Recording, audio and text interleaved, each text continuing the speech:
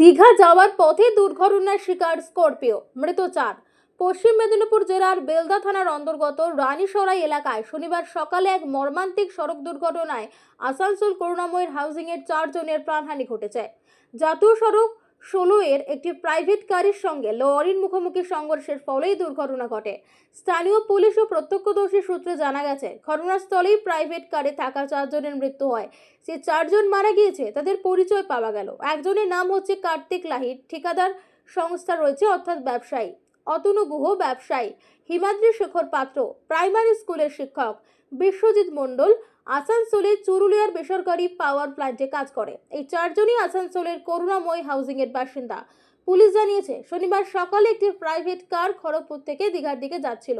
রানীসরাই এলাকায় পৌঁছানোর সময় গাড়িটি নিয়ন্ত্রণ হারিয়ে লেন ক্রস করে বিপরীত দিক থেকে আসা একটি লরির সঙ্গে মুখোমুখি ধাক্কা খায়।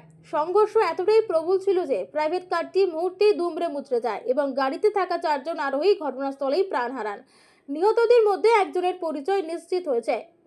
তিনি হলেন কার্তিক লাহিড়ী, যিনি একটি ঠিকাদারি সংস্থার মালিক ছিলেন। বাকি 3 জন নিহত ব্যক্তি দুর্গাপুরের একটি ঠিকাদারি সংস্থার একজন মালিক ও 2 জন কর্মরত ছিলেন, তবে তাদের নাম এখনো প্রকাশ করা হয়নি। পুলিশ মৃতদেহগুলি উদ্ধার করে ময়নাতদন্তের জন্য নিকটবর্তী হাসপাতালে পাঠিয়েছে। ঘটনার খবর পাওয়া মাত্র বেলদা পুলিশ ও সড়ক প্রশাসনের কর্মীরা ঘটনাস্থলে পৌঁছে উদ্ধার কাজ শুরু করে।